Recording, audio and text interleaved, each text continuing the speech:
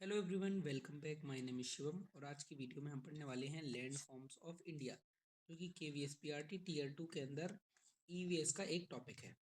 इसके पहले हम 6 टॉपिक्स कर चुके हैं। अगर आपने वो वीडियोस नहीं देखी हैं तो पिन कमेंट में प्लेलिस्ट की लिंक आपको अपलोड कर दी है। चलिए तो बिना टाइम वेस्ट किए आज के इस टॉपिक को शुरू करते हैं। लैंड फॉर्म्स ऑफ इंडिया है ना, और इसमें सारी चीज़ें इंक्लूड की गई हैं। आपके लिए MCQs भी हैं, एनालिटिकल क्वेश्चंस भी डाले हुए हैं और इसके अलावा बाकी सारी चीज़ें। चलिए शुरू करते हैं। शुरू करने से पहले एक और जानकारी, अगर आप ये वीडियो नहीं देखना चाहते हैं तो आपको इसके लिए 2 चैप्टर पढ़ेंगे। क्लास 9th का लैंड फॉर्म ऑफ इंडिया नाम से चैप्टर है और यही चैप्टर जो है वो क्लास 7th का भी है। तो दोनों की लिंक मैंने रिसोर्सेज वाले PDF में डाली हुई है, आप चाहे तो उस PDF से पढ़ सकते हैं। बहुत बड़े PDF हैं दोनों, ऑलमोस्ट मिलाकर 40+ पेजेस के हैं। दोनों PDF को मिला देंगे, लेकिन हमने यहाँ इसको हम 20 से 25 मिनट में सब कुछ कवर कर लेंगे with MCQs and analytical question. चलिए, तो सबसे पहली जानकारी तो ये है कि इंडिया पहले था गोंडवाना लैंड का हिस्सा। आपको पता है कि जो पहली एक बहुत सारी थ्योरी है, प्लेट टेक्टोनिक थ्योरी हो गई, कॉन्टिनेंटल थ्योरी हो गई, उसमें क्या है, एक थ्योरी कहती है कि पहले सारा ज़मीन वाला हिस्सा एक साथ था और पानी पानी वाला हिस्सा एक साथ था। तो ज़मीन वाला हिस्सा था उसको बोलते थे पेंजिया और इसको बोलते थे पेंथालासा, इसको वाटर वाले हिस्से को। फिर क्या हुआ, ये 2 हिस्सों में टूट गया। जो ज़मीन वाला हिस्सा था 2 हिस्सों में टूट गया। एक कहलाने लगा गोंडवाना लैंड और दूसरा अंकारा लैंड। तो इंडिया जिस हिस्से का पार्ट था ज़मीन वाले हिस्से का, वो थी गोंडवाना लैंड। तो पहले ये दूर था, अफ्रीका के पास था लगभग, है ना। तो उसके बाद क्या हुआ, ये यहाँ से इंडिया की जर्नी शुरू हुई। आपको पता है अफ्रीका यहाँ है, इंडिया अभी इस समय यहाँ है। तो इंडिया यहाँ से ब्रेक होके ड्रिफ्ट हो गया। क्या लिखा हुआ देखो, the origin India was the part of ancient super continent Gondwana land. Super continent Gondwana land का इंडिया पार्ट था और उससे क्या हो गया, ये ब्रोक अवे ब्रोक हो गया और ड्रिफ्टेड स्टीडली, धीरे धीरे ये ड्रिफ्ट करने लगा किसकी तरफ, नॉर्थ की तरफ ड्रिफ्ट किया। और किससे टकराया, ये थी हमारी यूरेशियन प्लेट, एशिया वाली, उससे टकराया और फिर इंडिया उससे जुड़ गया। उससे टकराने से बने हमारे हिमालय। क्या बने, हिमालय। तो यहाँ लिखा हुआ है the result, the land crumpled forming the Himalaya fold mountain. तो ये फोल्डेड माउंटेन्स बन गए, जो कि यंगेस्ट माउंटेन है ना। और आज भी यहाँ एक फैक्ट, इंपॉर्टेंट फैक्ट दिया हुआ है कि India is still pushing north at 5 centimetre per year. तो 5 सेंटीमीटर पर ईयर अभी भी ये प्लेट क्या हो रही है, उस प्लेट की तरफ क्या हो रही है, पुश करती जा रही है। उस वजह से देखा जाए तो 5 सेंटीमीटर पर ईयर हमारे हिमालयाज हैं, उनकी हाइट भी क्या होती जा रही है, उसकी वजह से बढ़ती जा रही है। अगर इंडिया एक कैनवास है तो उस कैनवास में कौन कौन से कलर्स हैं, क्या क्या चीज़ हैं। तो इंडिया का कैनवास जो है, मतलब इंडिया में आइलैंड्स भी हैं, वहीं इंडिया में माउंटेन्स भी हैं, वहीं इंडिया में उत्तर के मैदान भी हैं। उसके बाद हमारे यहाँ पेनिनसुलर प्लेट्यू भी है ना, ये पठार है यहाँ का। इसके अलावा डेजर्ट भी है और तो और कोस्टल प्लेन्स भी हैं, मतलब तटीय मैदान भी हैं। तो सब कुछ है, सब कंप्लीट पैकेज है इंडिया। अगर आपको कभी आ जाए कि इंडिया के फिजिकल फीचर्स या इंडिया के लैंड फॉर्म्स के बारे में लिखिए, एक शॉर्ट 4 मार्क्स में या 2 मार्क्स में आ जाए, तो आपको सिंपल ये सारी चीज़ें इंडिया की फिजिकल फीचर्स में आपको ये लिख देना है। इसको याद करने की एक ट्रिक है, क्या, Harry never plays in cold igloos. Harry, H for क्या होगा, Himalaya mountains, N for northern plains, P for peninsular plateau, I for Indian desert, C for coastal plains and I for islands. तो ये हमारे याद करने के लिए ट्रिक हो गई। अब बात ये आती है कि इन फिजिकल फीचर्स के, इतने सारे फिजिकल फीचर्स के अपने अपने क्या महत्व हैं। तो इकोनॉमिकली और अलग अलग तरीक़ों से, पिछली वीडियो में भी हमने देखा था कि क्लाइमेट वेदर के लिए ये कितनी इंपॉर्टेंट है ये लोकेशन, है ना। तो इकोनॉमिकली भी इन सारे रीजन्स का अपना अपना महत्व है। जैसे अगर देखा जाए तो माउंटेन से देखा जाए तो एक तो इधर बहुत सारे फॉरेस्ट हैं और यहीं से पानी आ रहा, तो यहीं से सारी नदियाँ निकल रही हैं। तो नदियाँ ही तो इकोनॉमी है एक तरह से देश की, दुनिया की इकोनॉमी है नदियाँ तो। और प्लेन्स मतलब ये मैदान, नदियाँ ही मैदान बना रही हैं, तो वहाँ हमें ग्रेनरीज हो रही, वहीं अनाज उग रहा है, साथ ज़्यादा खेती हो रही है। वहीं जो प्लेट्यू है, ये पठार है दक्षिण भारत का, प्रायद्वीपीय पठार जिसको बोलते हैं। यहाँ हमें सारे मिनरल्स मिल रहे हैं, खनिज। और जो हमारे कोस्ट है, मतलब तट है, और आइलैंड्स है। यहाँ क्या हो रहा है, यहाँ पोर्ट्स बने हुए हैं, यहाँ से हम एक्सपोर्ट कर पा रहे हैं और फिशिंग भी कर पा रहे हैं। तो सारे जो हमारे फिजिकल फीचर्स हैं अलग अलग जगह पर, उन सब का अपना अपना बहुत महत्व है, हर रीजन का महत्व है। अब हम एक एक फिजिकल फीचर्स को पढ़ने वाले, जिसमें हमारा सबसे पहला है हिमालय के माउंटेन्स। सबसे पहले हम नॉर्थ से साउथ की तरफ पढ़ेंगे। मतलब अगर इंडिया का ये नक्शा है, इंडिया का नक्शा इस तरह से, तो ये अभी पूरा नहीं बनाते हैं, ये नॉर्थ वाला हिस्सा और ये साउथ, तो नीचे की तरफ है ना। तो नॉर्थ से साउथ की तरफ आते हुए जो हिमालय है उसकी हाइट धीरे धीरे क्या होती जाती है, कम होती जाती है। तो हाइट के हिसाब से और अलग सीरीज के हिसाब से हम उसको 3 भागों में बांट सकते हैं। जो सबसे ऊपर के हिमालय उनको बोलते हैं ग्रेटर हिमालय, मतलब महान हिमालय या आंतरिक हिमालय, या फिर उसका एक और नाम है हिमाद्री। ध्यान रखिएगा। इसकी एवरेज हाइट क्या है, 6000 मीटर एवरेज हाइट है, मतलब 6 किलोमीटर तो एवरेज हाइट है ही इससे ऊंचे।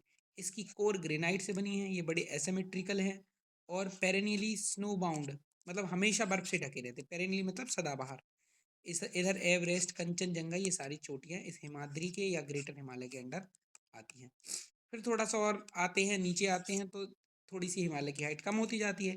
कितनी आ जाती है, 4 से 4500 के बीच में, है ना। तो इनको बोलते हैं हिमाचल या lesser Himalaya. Greater Himalaya, lesser Himalaya, महान हिमालय, आंतरिक हिमालय, फिर ये आ जाता है मध्य हिमालय, या फिर जिसको हिमाचल भी बोलते हैं। ये कैसे है, ये हाईली कंप्रेस्ड है, हाईली कंप्रेस्ड रॉक्स हैं, और यहाँ पीर पंजाल, धौलाधर, ये सारी चीज़ें पाई जाती है। ये हिल स्टेशन के लिए फेमस है। तो जितने आपने हिल स्टेशन सुने हैं वो किसके अंदर आ रहे हैं, लेसर हिमालय के अंदर आ रहे हैं। फिर और नीचे आएंगे तो एवरेज हाइट और कम हो जाएंगी, वो कहलाते हैं शिवालिक या फिर आउटर हिमालय, है ना, बाह्य हिमालय। इनकी एवरेज कितनी होती है हाइट, 1 किलोमीटर के आसपास।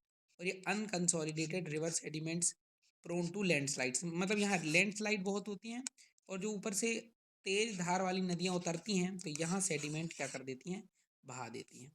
एक और इम्पॉर्टेंट चीज़ ध्यान रखने वाली कि दून क्या कहलाती हैं, longitudinal valleys between lesser and Shivalik. तो लेसर हिमालय और शिवालिक हिमालय के बीच में ये लॉन्गिट्यूडनल वैलीज हैं, इनको दून बोलते हैं। और इनमें जो बसे हुए शहर हैं और इन जगह पे आपको पता है सेडिमेंट्स भी डिपॉजिट हो जाते हैं, और सेडिमेंट डिपॉजिट हो जाते हैं उस वजह से ये उपजाऊ होती हैं, और फिर यहाँ लोग भी रहेंगे तो यहाँ शहर बसा लेते हैं। तो इंपॉर्टेंट शहर हैं वो दून के नाम पर ही हैं, देहरादून और कोटली दून, देहरादून, कोटली दून, पाटली दून। और ध्यान रखिएगा इनकी रेंज अगर ऐसे में ईस्ट से वेस्ट की ओर पूरा देखा जाए तो 2500 किलोमीटर तक स्ट्रेच है। 2500 किलोमीटर तक स्ट्रेच है। तो इनको हम वाटर टावर ऑफ एशिया भी कहते हैं। ध्यान रखिएगा, ये आ सकता है प्रश्न, वाटर टावर ऑफ एशिया। यहीं से गंगा, इंडस, ब्रह्मपुत्र निकली हुई है। कुछ और एग्जाम फैक्ट भी हैं कि ये यहाँ माउंट एवरेस्ट है, कंचनजंगा, गंगोत्री, कौन सी वाले में, हिमाद्री में, ग्रेटर वाले में। फिर हिमाचल वाले में क्या क्या है, शिमला, दार्जिलिंग है ना। और यहाँ अर्थक्वेक रेजिस्टेंट काठकुनी हाउसेस पाए जाते हैं ना, काठकुनी, ध्यान रखिएगा ये इंपॉर्टेंट है। इसके अलावा शिवालिक जो है वो ट्रांजिशन जोन है टू प्लेन्स, मतलब वहाँ से प्लेन्स शुरू हो रहे हैं, और वाइल्ड लाइफ में बड़ा रिच है। कौन सा, शिवालिक हिमालय। अब ईस्ट से वेस्ट तक ऐसे हिमालय की जो रेंज है वहाँ से निकली हुई नदियाँ, तो जैसे जैसे जहाँ जहाँ से नदियाँ निकली हैं उसके बीच बीच के हिमालय के हिस्से को उन हिमालय के नाम दे दिए गए, है ना। तो सबसे पहले पहला कहलाता है यहाँ पंजाब या कश्मीर हिमालय, क्योंकि ये इंडस और सतलज के बीच में कश्मीर वाला रीजन बैठ रहा है, तो कश्मीर हिमालय। फिर उसके बाद यूके और हिमाचल वाला रीजन आ गया तो उसको कुमाऊँ हिमालय बोलते। उसके बाद काली और तीस्ता के बीच में नेपाल लग गया तो नेपाल हिमालय बोलते। और उसके बाद दिहांग लग गया तो हम बोलते उसको असम हिमालय। याद रखिएगा कौन कौन से हिमालय, पंजाब हिमालय, कुमाऊँ हिमालय, नेपाल हिमालय और असम हिमालय। ऐसा क्वेश्चन आ सकता है कि जो काली और तीस्ता के बीच का हिमालय है उसको क्या बोलते हैं, तो आपको याद रखना पड़ेगा नेपाल हिमालय। एक और फैक्ट क्या है, Purvanchal, beyond the Dihang gorge the Himalayas bend south. तो ये है दिहांग, इसके बाद हिमालय की रेंज जो है ऐसे मुड़ जाती है साउथ की तरफ, है ना। तो साउथ की तरफ मुड़ जाती है, उसको हम पूर्वाचल बोलते हैं। क्या बोलते हैं, पूर्वाचल। और वहाँ पूर्वाचल की बहुत सारी पहाड़ियाँ हैं, जैसे नागा, पटकाई, मणिपुर और मिजो हिल्स, है ना। ये स्ट्रॉन्ग सेडिमेंट्री सैंडस्टोन से बनी हुई हैं, बहुत ही ताकतवर सेडिमेंट्री स्टोन से, मतलब हम अवसादी बलुआ पत्थर पत्थर भी बोल सकते हैं उसको। अब हिमालय की तो बात हो गई, जैसे हिमालय से उतरोगे तो क्या आएंगे, अब मैदान आ जाएंगे, प्लेन्स आ जाएंगे। तो अब हम पढ़ते हैं प्लेन्स के बारे में, जो कि इंडिया की ग्रेनरीज कहलाते हैं, भारत का अन्न भंडार कहलाते हैं। तो अब होगा क्या, ऊपर से जब नदियां उतरेंगी तो सबसे पहले तो अपने साथ उनके पास, उनकी ढलान बहुत तेज थी, तो बड़े बड़े पत्थरों को भी अपने साथ ले आएगी। तो जैसे ही शिवालिक से नीचे उतरेंगे तो सबसे पहले बड़े बड़े पत्थरों को क्या कर देंगे, वो डिपॉजिट कर देंगे। उस हिस्से को बोला जाएगा भाबर। भाबर, है ना, वो भी 8 से 16 किलोमीटर में स्ट्रेच रहता है, फैला हुआ रहता है। Pebble belt parallel to Shivalik, Shivalik के पैरेलल, शिवालिक के समानांतर एक पत्थरों की श्रृंखला। रिवर स्ट्रीम डिसअपियर है, नदी की स्ट्रीम जो है वो पत्थरों के नीचे, क्योंकि पत्थर बहुत बड़े बड़े होते हैं, उनके नीचे क्या हो जाती है, डिसअपियर हो जाती है, उसके बाद दोबारा फिर निकलती है। तो स्ट्रीम जब दोबारा री इमर्ज हो जाती है, दोबारा इमर्ज कर जाती है, तो उसको हम बोलते हैं तराई, है ना, क्या बोलते हैं, तराई। ये जगह कैसी होती है, बड़ी ही वेट होती है, मार्ची होती है, थिकली फॉरेस्टेड होती है, जैसे यहाँ है दुधवा नेशनल पार्क। फिर और आगे आएगी, और आगे आएगी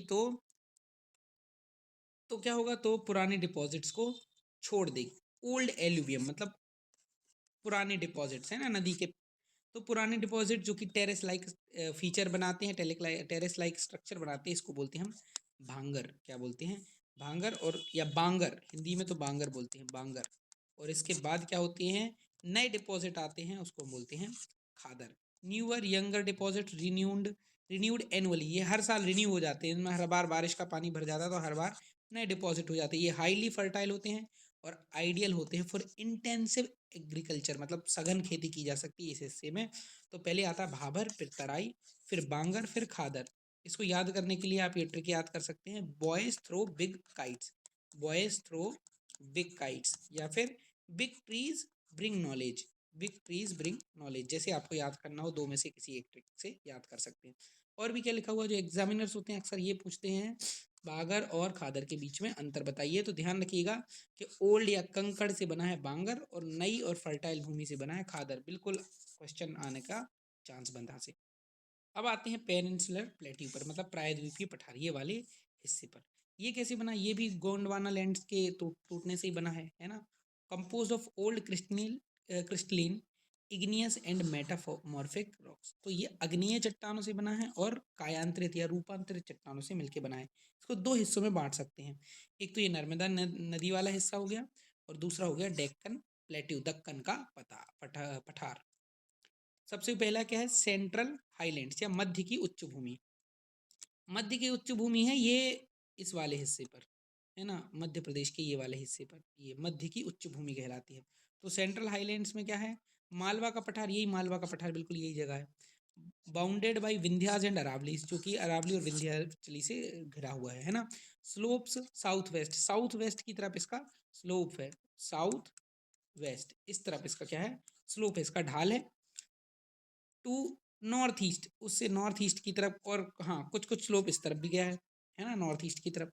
proven by flow of Chambal, Chambal और बेतवा के फ्लो से समझ में आ जाएगा आपको, है ना, चंबल और बेतवा नदी का जैसा आउटफ्लो है। ईस्ट वार्ड एक्सटेंशन, ईस्ट की तरफ इसका कैसे एक्सटेंशन है, ईस्ट की तरफ बुंदेलखंड, बघेलखंड और छोटा नागपुर का पठार, इसी का एक्सटेंशन है। इसको जो दूसरा भाग है उसको हम बोलते हैं दक्कन का पठार, डेक्कन प्लेट्यू, जो कि नर्मदा के साउथ है, ये नर्मदा नदी है ना, नर्मदा नदी के साउथ में। Triangular land mass higher in the west, gently sloping to the east. इसमें क्या है कि इसका जो लैंड मास है, मतलब ये इलाका है ट्राइंगुलर है ना, इसी तरह से ये ट्राइंगुलर है, कैसा है, ट्राइंगुलर लैंड मास है, जो कि हायर इन द वेस्ट, मतलब वेस्ट की तरफ थोड़ा सा ऊंचा है, इस तरफ थोड़ा सा ऊंचा है, इसलिए सारी नदियां इस तरफ से ज़्यादा निकलती हैं, है ना। और ईस्ट की तरफ इसका जेंटली जेंटली स्लोप जा रहा है। बाउंडेड बाई सतपुड़ा, नॉर्थ में इसके क्या है, यहाँ से ये नर्मदा नदी निकली, ऊपर पहाड़ है, नीचे भी पहाड़ है, यहाँ सतपुड़ा के पहाड़ है, तो सतपुड़ा के पहाड़ से बाउंडेड है। वेस्टर्न घाट से बाउंडेड है, मतलब यहाँ वेस्टर्न घाट्स हैं। ईस्टर्न घाट से बाउंडेड है, यहाँ ईस्टर्न घाट्स हैं। नॉर्थ ईस्ट एक्सटेंशन, तो नॉर्थ ईस्ट में जो हमारे क्या है, मेघालय और कार्बी अंगलोंग प्लेट्यू हैं, पठार हैं, ये एक फॉल्ट के द्वारा क्या हुए, सेपरेट हुए। पहले यहीं, मतलब ये जो सेपरेट हुए हैं इसी की वजह से सेपरेट हुए।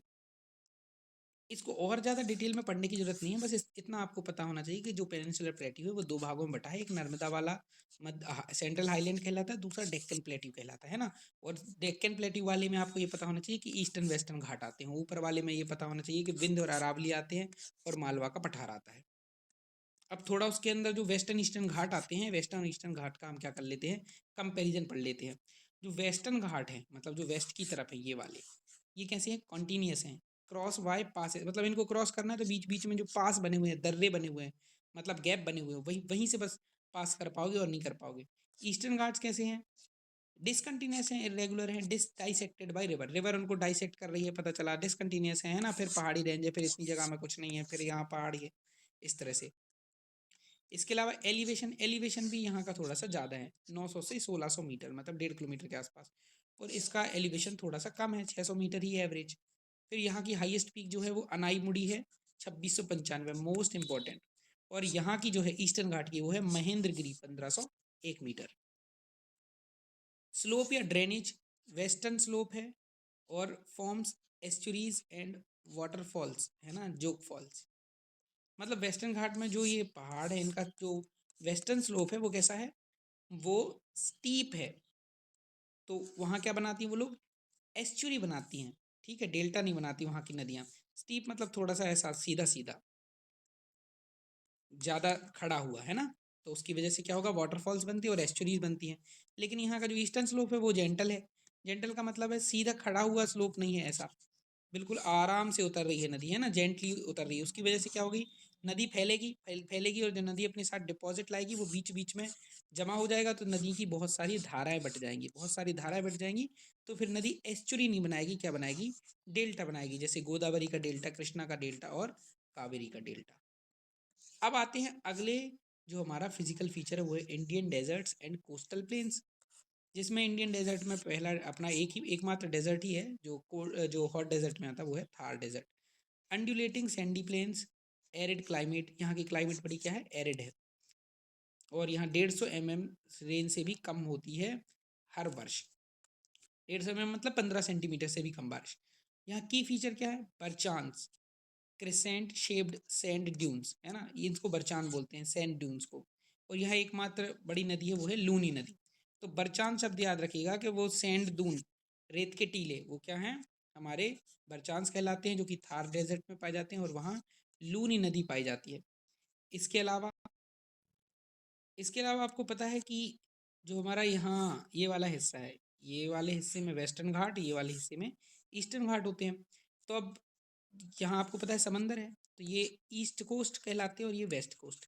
ईस्ट कोस्ट और वेस्ट कोस्ट मतलब उत्तर का तट, सॉरी, पूर्वी तट और पश्चिमी तट, पूर्वी और पश्चिमी तट जो हैं वो बटे हुए हैं, अलग अलग नाम से जाने जाते हैं। तो यहाँ शुरुआत में जो गोवा वाला हिस्सा है उसको बोलते हैं कोंकण तट, क्या बोलते हैं। फिर कोंकण के बाद बीच में आता है क्या, कर्नाटक, गोवा के नीचे कर्नाटक है तो कन्नड़ तट, और उसके नीचे आता है केरला, मालाबार तट, है ना। तो ध्यान रखिएगा, कोंकण, फिर कन्नड़, फिर मालाबार तट। वहीं जो हमारा ईस्टर्न पूर्वी घाट वाले तट है, तो जो ऊपर का है उसको बोलते हैं उत्तरी सरकार, नॉर्दर्न सरकार, ठीक है, कहाँ, वो उड़ीसा के आसपास। और फिर नीचे साउथ में ये हमारे तमिलनाडु के पास क्या है, कोरोमंडल तट, ये वाला हिस्सा कहलाता है कोरोमंडल कोस्ट, है ना। तो कोस्ट के नाम जरूर ध्यान रखिएगा, और ध्यान रखिएगा जो हमारे ईस्ट तरफ के कोस्ट हैं वो कैसे हैं, वाइड हैं और डेल्टा बनाते हैं। हमें पता है कि यहाँ का जो स्लोप है वो जेंटल है ना, और यहाँ का स्लोप है स्टीप, और जहाँ स्टीप स्लो होगा वहाँ एस्चुरी बनाएंगे। तो यहाँ के वेस्ट के कोस्ट है जो वो पश्चिमी तट हैं वो बड़े नैरो हैं और एस्चुरी बनाते हैं। यहाँ की बात करते हैं, आइलैंड की बात करते हैं, तो आइलैंड में हमें पता है लक्षद्वीप वाले आइलैंड हैं और अंडमान निकोबार आइलैंड है। लक्षद्वीप में क्या है, ये अरेबियन सी में पाए जाते हैं और मालाबार तट तट के बहुत करीब है। ओरिजिन इनका क्या है, biological, entirely composed of coral reef, है ना, बायोलॉजिकल बने हैं ये कोरल रीफ से। तो ऐसा प्रश्न आ सकता है कि कौन से जो आइलैंड है वो कोरल रीफ से बने हैं। Formerly known as Laccadive, Minicoy and Amindivi, in 3 नाम से जाने जाते थे, फिर इकट्ठा करके हमने उनको क्या बोल दिया, लक्षद्वीप। इसके अलावा क्या है, जो अंडमान निकोबार आइलैंड है वो बे ऑफ बंगाल में, बंगाल की खाड़ी में पाई जाती है, थोड़े बड़े हैं और संख्या में ज़्यादा हैं, स्कैटर्ड हैं, बिखरे हुए हैं ज़्यादा दूर दूर तक।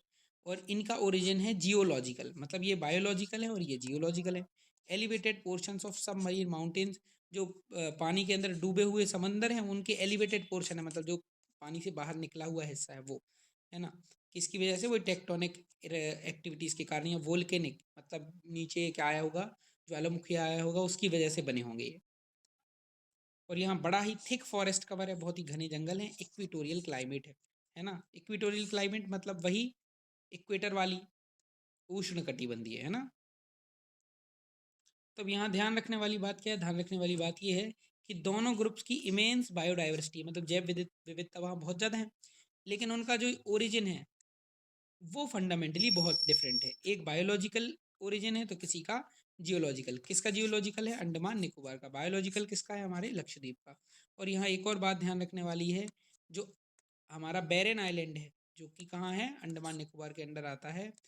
वो बैरन द्वीप है, ये India's only active volcano, India का एकमात्र सक्रिय ज्वालामुखी है।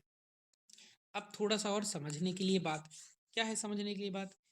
द इंटरडिपेंडेंस फ्लाईव्हील, मतलब ये कैसे सारी चीज़ें एक दूसरे के ऊपर आश्रित हैं। जैसे सबसे पहले माउंटेन से शुरू करते हैं। माउंटेन से क्या होगा? वाटर लोवर्स, पानी नीचे की तरफ आएगा, जिसकी वजह से सदाबहार नदियाँ बहती हैं। और धन संपदा, फॉरेस्ट वेल्थ मतलब फिर भाई नदियाँ बहेंगी, पेड़ पौधे उगेंगे तो जंगल उगेंगे, है ना। फॉरेस्ट वेल्थ क्रिएट होती है। फिर वहाँ से क्या होगा? आगे जब प्लेन में उतरती हैं, आगे नदियाँ उतरती हैं, तो उसकी वजह से क्या होगी? प्लेन में ग्रेनरीज आती है, मतलब लोग अनाज उगाते हैं। एल्यूवियल सॉइल जो नदियों ने निक्षेप किया है मिट्टी से, उसकी वजह से फूड बेस बनता है, बना कहीं के लिए अर्ली मॉडर्न सिविलाइजेशन के लिए। फिर क्या हुआ? ये हमारा पेनिनसुलर प्लेट्यू, मतलब वही प्रायद्वीपीय पठार, ये स्टोर हाउस है। यहाँ इग्नियस रॉक्स पाई जा रही हैं, तो इसमें मैसिव मिनरल वेल्थ है, बहुत सारे मिनरल्स हैं, खनिज है ना, जिसकी वजह से हमारी इंडस्ट्रियलाइजेशन को बूस्ट मिल पा रहा है। फिर उसके बाद क्या है? उसके बाद आया कोस्ट और आइलैंड्स। तो ये हमारे sites for gateway sites for fishing, है ना। फिशिंग के लिए गेट्स हैं, और पोर्ट एक्टिविटीज़ हैं, और इंटरनेशनल ट्रेड के लिए भी गेटवे का काम कर रहे हैं। तो इस तरह से देखा जाए तो सारी चीज़ें इंटरडिपेंडेंट हैं। भाई ग्रेनरीज उगाओगे, कुछ मैन्युफैक्चर करोगे, तो बेचोगे कैसे? अगर हमारे पास पोर्ट नहीं होते, मतलब कोस्टल इलाके नहीं होते, आइलैंड्स नहीं होते, तो यहाँ से हम जल्दी इंटरनेशनल ट्रेड नहीं कर पाते, फिशिंग नहीं कर पाते। तो सारी चीज़ें हमारी जो जियोग्राफिकल डाइवर्सिटी है इंडिया की, वो इकोनॉमिक कॉम्प्लीमेंट्री है, मतलब इकोनॉमिकली एक दूसरे को कॉम्प्लीमेंट कर रही हैं, पूरक हो रही हैं एक दूसरे की। अब कुछ बहुत इंपॉर्टेंट फैक्ट जो कि पेपर में आ सकते हैं, है ना। तो ओल्डेस्ट माउंटेन जो है, ओल्डेस्ट चीज़ है, वो क्या है? प्रायर। वहीं हिमालय जो है वो यंगेस्ट और अनस्टेबल माउंटेन्स हैं। एस्चुरी और डेल्टा, जो वेस्ट फ्लोइंग रिवर्स हैं, नर्मदा ताप्ती, वो एस्चुरी बनाती हैं। ईस्ट फ्लोइंग रिवर्स डेल्टा बनाती हैं, गोदावरी कृष्णा ये सब। एलिविल सॉइल जो है, जलोढ़ मिट्टी, वो दो तरह की हो सकती है, बांगर और खादर। बांगर पुरानी होती है, कंकड़ होते हैं बहुत सारा उसमें, और जो हमारी नए खादर होती है वो नई होती है, बहुत फर्टाइल होती है। बीच में रिवर डिसअपियर हो जाती है, जैसे ही शिवालिक हिमालय के बाद उतरती है, उस हिस्से को बोलते हैं भाबर, क्या बोलते हैं? भाबर। उसमें बहुत सारे क्या होते हैं? पेबल बेल्ट है, पत्थरों की श्रृंखला है वो। उसके बाद एक चीज़ और इम्पोर्टेंट क्या, कि जो बैरन द्वीप में, बैरन आइलैंड है अंडमान निकोबार में, है ना, वो एक्टिव वॉल्केनो है। वहीं जो बरचांस है वो क्या है? सैंड दून्स हैं, थार डेजर्ट में। और इंडिया के ईस्ट में, सबसे ईस्ट मोस्ट में जो प्लेट्यू है, मेघालय और कार्बी अंगलोंग के, वो दक्कन के पठार का एक्सटेंशन है। ये याद रखने वाली बात है। अब 2 मिनट में जल्दी 20 एमसीक्यूज और 3-4 हम क्या कर लेते हैं? डिस्क्रिप्टिव कर लेते हैं। जैसे ये लिखा है, ओल्डेस्ट लैंड मास क्या है इंडिया में? तो ओल्डेस्ट लैंड मास जो है वो है पेनिनसुलर प्लेट्यू। फिर जो मध्य हिमालय और शिवालिक के बीच में लॉन्गिट्यूडनल वैलीज हैं, वो क्या कहलाती हैं? दून कहलाती हैं। फिर क्या है? ओल्डेस्ट, तो ये तो रिपीट कर गया है, ये रिपीट कर गया क्वेश्चन। फिर कोर ऑफ हिमाद्री, हिमाद्री का जो कोर है वो कैसे बना हुआ है? ग्रेनाइट से बनाई है, हमने पढ़ा हुआ था, है ना। हिमाद्री मतलब सबसे महान हिमालय वाला हिस्सा, ग्रेनाइट चट्टानों से बना है। पूर्वाचल क्या है? पूर्वाचल में मोस्टली सैंडस्टोन बने हुए। पूर्वाचल क्या है? वो हिमालय का वो साउथ वाला एक्सटेंशन, इस वाले हिस्से को, है ना। हिमालय की रेंजेस ऐसी गई ना ईस्ट से वेस्ट की तरफ, तो वेस्ट में मुड़ मुड़ जाती हैं, ये वाला हिस्सा कहलाती है पूर्वाचल। फिर जो पुराना जलोढ़ है, पुराने जलोढ़ को बोलते हैं बांगर, नया जलोढ़ आया होता तो खादर। ये भी रिपीट कर गया है। सेंट्रल हाईलैंड्स जो है वो नर्मदा के नॉर्थ में है ना, मध्य की उच्च भूमि। वेस्टर्न घाट की हाईएस्ट पीक क्या है? अनाईमुड़ी। तो ईस्टर्न की क्या है? कमेंट में लिखकर बताइए। वहीं जो रिवर जो कि भाबर के बाद रीमर्ज हो जाती है उस हिस्से को क्या बोलते हैं, तराई बोलते हैं। मेघालय के जो प्लेट्यू हैं पेनिनसल प्लेट्यू से सेपरेट हुए, वो किसकी वजह से सेपरेट हुए, फॉल्ट की वजह से सेपरेट हुए। सॉइल ऑफ डेक्कन ट्रैप, जो दक्कन के ट्रैप की सॉइल है वो कैसी है, काली मिट्टी है ना, काली कपासी मिट्टी कहलाती है, ब्लैक कॉटन सॉइल। तो अगला क्या है कि जो थार के सैंड दून्स है वो क्या कहलाते हैं, बरचांस। फिर नेक्स्ट है south part of west coast, west coast का जो सबसे साउथ पार्ट है उसको क्या बोलते हैं, मालाबार। बताओ तो उसका जो सबसे नॉर्थन पार्ट है उसको क्या बोलते हैं, कमेंट में बताइए। फिर कौन सा कोस्ट डेल्टा बनाता है, तो ईस्ट वाले डेल्टा बनाते हैं, वेस्ट वाले एस्चुरी बनाते हैं। फिर क्या लिखा हुआ है, जो टेथिस सी है, टेथिस सी कहाँ बना, हिमालय में। तो ये कह सकते हैं जब इंडिया यहाँ से चल के आया होगा ना साउथ से, तो इस वाले हिस्से में पहले क्या हुआ करता था, एक समंदर हुआ करता था, वो वही इस इलाके को टेथिस सी बोलते थे, है ना। उससे उसको जब उस जगह पे आगे हम जो इंडियन प्लेट है ना टकराई होगी ना, तो फिर उसी जगह पे क्या बने हुए हैं, हिमालय। फिर ये रिपीटेड क्वेश्चन है, ईस्ट कोस्ट का जो नॉर्थ वाला पार्ट है वो कहलाता है नॉर्दर्न सरकार, और साउथ वाला पार्ट कहलाता है Coromandel. Which boundary river is eastern most, है ना, जो हमारे पूर्वी सबसे पूर्वी नदी में जो है वो कौन आती है, दिहांग नदी आती है। फिर क्या लिखा हुआ है, जो पंजाब हिमालय है वो किस किस नदी के बीच में है, तो सिंधु और सतलज के बीच में है हमारा पंजाब हिमालय, कश्मीर हिमालय भी कह सकते हैं आप। फिर नेक्स्ट क्या है, जो लक्षद्वीप है वो उसका ओरिजिन कहाँ किससे है, कोरल रीफ से हुआ है। अंडमान निकोबार जो है वो सबमरीन माउंटेन से इसका ओरिजिन हुआ है। ये तो रिपीट हो गया। ग्रेनरी ऑफ इंडिया क्या कहलाते हैं, उत्तर भारत के मैदान कहलाते हैं। अब वीडियो ज़्यादा लंबी ना हो जाए इसलिए मैंने कुछ आपको कॉम्पिटेंसी बेस्ड डिस्क्रिप्टिव बनाए थे, छोटे छोटे आंसर दिए इनके, है ना। इनको आप एक बार पढ़ लीजिएगा। एक क्वेश्चन मैं पढ़ के आपको सुना दे रहा हूँ, क्या लिखा हुआ है, why are western Ghats continuous but eastern Ghats discontinuous. इसको पढ़ना बहुत जरूरी है, सबसे पहले पढ़ना इसलिए जरूरी है क्योंकि कुछ जानकारियाँ जो हमारी नोट्स में छूट के रह गई हैं वो इसमें कंप्लीट है ना। तो इसको आप एक बार पढ़िए जरूर, भले ही आप लिख के ट्राई मत करिए। तो ये कह रहे वेस्टर्न घाट कंटिन्यूस है लेकिन ईस्टर्न घाट कंटिन्यूस क्यों नहीं है, तो ध्यान रखिएगा यहाँ लिखा हुआ है कि वेस्टर्न के स्लोप हैं वो स्टीप हैं और वाटर शेड बनाते हैं, और ईस्टर्न स्लोप जो है वो थोड़े से जेंटल हैं, है ना। और उसमें गोदावरी ये सारी नदियाँ बहती हैं जो कि डाइसेक्ट कर देती हैं, मतलब बांट देती हैं ईस्टर्न घाट को इरेगुलर हिल्स के फॉर्म में। तो उस वजह से जो ईस्टर्न घाट है वो कंटिन्यूस नहीं है और वेस्टर्न घाट डिसकंटिन्यूस नहीं है ना, मतलब कंटिन्यूस है। इस तरह से इन प्रश्नों को आप पढ़ लीजिएगा। यहाँ भी 2-3 प्रश्न हैं। इस बार मैंने आपको क्या नहीं दिया है, होमवर्क नहीं दिया है। इन सारे प्रश्नों को आप पढ़िए, ज़्यादा है तो पहले आप प्रश्न को ऐसे देख लीजिए, उसके बाद उसका आंसर लिखिए, फिर इससे मैच करिए कि कितना आपका आंसर मैच कर रहा है। तो आज की वीडियो में बस इतना ही। जल्द ही आपको ईवीएस के सारे टॉपिक्स मिल जाएंगे, और हो सकेगा तो मैं आपको एक छोटी सी मॉक सीरीज़ भी प्रोवाइड करा दूंगा आफ्टर 20, है ना, 20 के बाद 2-3 मॉक छोटे छोटे से यूट्यूब पर प्रोवाइड करा दूंगा, और इसको आप तैयार करिए। धन्यवाद, आपका दिन शुभ हो।